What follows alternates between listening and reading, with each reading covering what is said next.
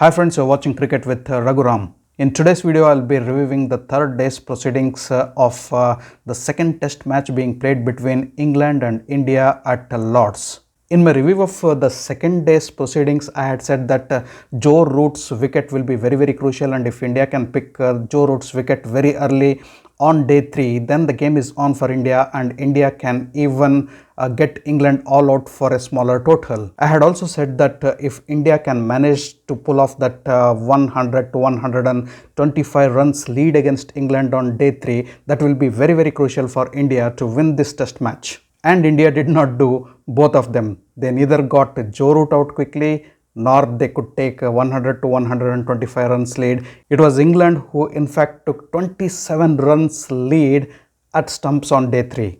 And what exactly happened on day 3 when it was expected that India would take the lead, but England ended up taking the lead on India. One man came into the role, one man to play spoil sport for India, one man who choked up all the chances of India getting the lead in the first innings. And that one man is captain of English team, Mr. Joe Root, Mr. Consistent and the man in form. On day 2 at stumps, he was 48 not out, and in my video of the second day's review, I had clearly said that Joe Root not out at 48 runs is bad news for India, and it did prove that. What a player Joe Root is, and what form is he in. Terrific form and brilliant century, I should mention. At a point, he was looking like getting 200 runs and England were looking to get 100-125 run lead against India. But both of that also did not happen. Joe Root ended up with 180 runs, yes, 180 runs to his name, and he remained not out. Gem of an innings, Joe Root. Hats off. When the thought process of the match was favoring India, Joe Root proved it wrong. His brilliant innings, his century, his mega century of 180 runs put India on the back foot in this particular test match, and that is really dangerous. 27 runs lead for England looks very small lead, but it can play a crucial role. And just see that India has to bat on day 4, fresh hours of day 4. And for India's bad luck, if it rains on day 3 night, then they'll be playing on the damp pitch, unpredictable conditions, losing 2-3 quick wickets, and the game is on for England. England can very well win this test match and take 1-0 lead. Not only those 27 runs lead taken by England, but the climate also plays a very important role in deciding what India can do in this test match. I really fear, with a couple of batsmen, Indian batsmen in really bad form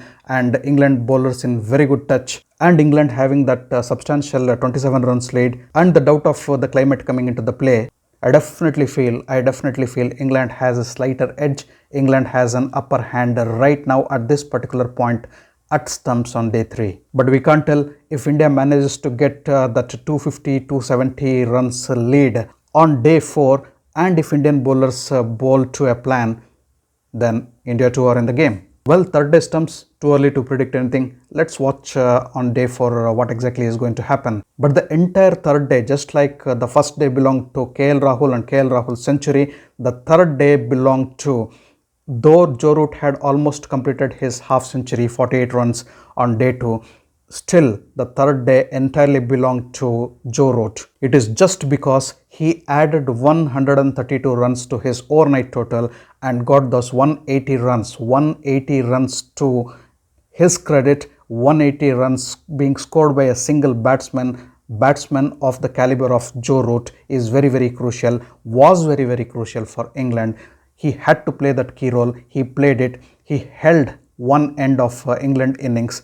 Of course, the other batsmen too played really well around Joe Root, but it was Joe Root who anchored. It was Joe Root who actually rooted England into this match. I in fact had thought, probably many would have thought, day 1 advantage India, day 2 advantage India, day 3 also definitely India are going to dominate this match by picking early wickets of England, and that did not happen because Joe Root changed the entire script of the story. Joe Root looked like he had thoroughly understood each and every bowler of the Indian attack, and he was playing to a particular plan. He was calm when it need to be. He was aggressive when it need to be. He scored at will.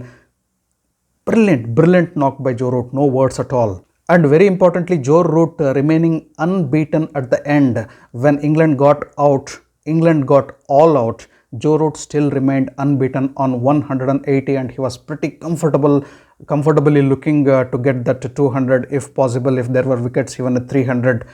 He was in such a form. This form will really hurt India in the next three test matches, not only in this test match but also in the next three test matches. He was in a similar form, if you can remember, in test 1 too. It is very dangerous if Root carries this form. India have to sit down and plan two strategies, one for the England team, another for Joe Root. How to get Joe Root out early? This will be the key strategy for the Indian think tank to sit and plan upon. In every match, all the hard work done by the Indian team, and one man just comes, Joe Root just comes and takes over the match from India.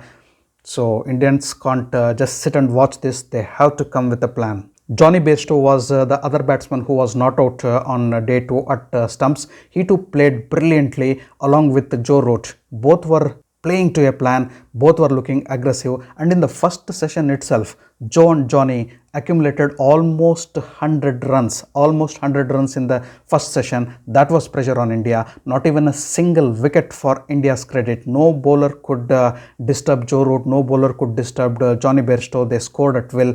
Just guess, first session on day 3 morning, and England walking away to the lunch with almost 100 runs added to the overnight total, not even a single wicket being lost. Indian team definitely wouldn't have the mood to have that lunch. And Joe and Jonny, they were both looking very dangerous for India. The pitch had nothing in it, and it was favoring the English batsmen to bat in that particular condition. Or Joe Root and Jonny Bairstow were playing really good, or the Indian bowlers were bowling really horrible, or the Indian players had given up in their mind long back. So it's very difficult to understand what factor was playing in that particular first session. It just looked like Indians were waiting for things to happen. That 121 runs partnership between Joe and Jonny for the 4th wicket set up the premise for England to take the lead. While Jonny Bairstow scored important 57 runs, Moeen Ali and Josh Buttler too contributed their part by scoring some useful runs in the partnership with Joe Root. Though Joe Root was the dominant partner, and Moeen Ali or Josh Buttler couldn't score too many runs, but they did not give the wicket. They stood with Joe Root and helped him in building the partnerships. That gave England the chance of taking the lead over India. Mohammad Shami dismissed Anderson in the last ball of the day, and England were all out for 391 runs, taking that 27 runs lead over India. India should consider themselves lucky for not having batted just before the stumps, because the conditions were very difficult to bat. But the problem still remains. They need to bat on the fresh wicket on day 4. And I definitely know England bowlers will come with a plan. England bowlers will come with an attacking attitude, and they will have a go at the Indian batsmen. Again, it depends on how India bats on day 4. India will definitely depend on those 2-3 important batsmen. Needless to say, on which batsman India can't depend upon. And this is the real problem with India and the Indian batting order. If England gets quick wickets, England is on. But on the other hand, if India can accumulate very good runs and put many runs on the board and put pressure on the English bowlers, then India is on. Both things can happen. I really feel sorry for Joe Root for not having got his 200, but it is this particular point where I would credit India for. I would definitely like to credit the Indian bowlers, the way they bounced back in the last session, especially in the last hour of the last session, getting those early wickets and putting pressure on the English batsmen. Joe Root was playing well, but they did not allow the other batsmen to flourish at the other end. That was not enough. India had to pick the wickets, and they did pick the wickets and pressurized the English batsmen. That is why England walked away with that 27 runs lead. Otherwise, they would have definitely got 100 runs or 125 runs lead. But seeing this point, England would definitely feel that they have missed the chance of batting India out of the match. Mohammad Siraj was the pick of the bowlers for India. He took 4 wickets. Ishant Sharma claimed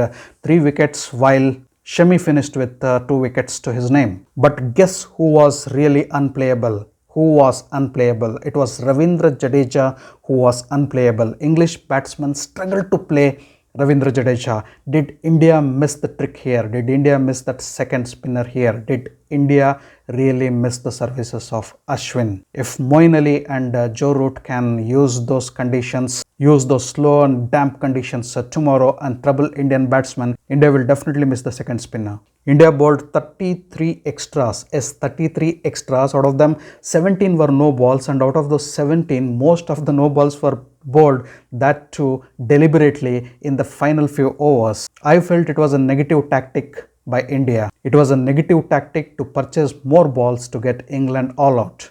And it worked in favor of India, but I felt it was a negative tactic. If there would be points for fair play, India would definitely lose those points. England lost their last 5 wickets for just 50 runs and lost the initiative of batting India out of the game, and that is where the Indian bowlers did superbly. Credit goes to the Indian bowlers for bowling superbly in the last session, but the entire day, as I already said, the entire day belongs to Joe Root. He is the man of the match on day 3. Hats off and thanks Joe Root for entertaining us with your brilliant innings. I'll catch up with my review of 4 days proceedings tomorrow. Thanks for watching my video. If you loved my video, kindly like, share and subscribe to my channel. Until we meet tomorrow, do take care. Goodbye.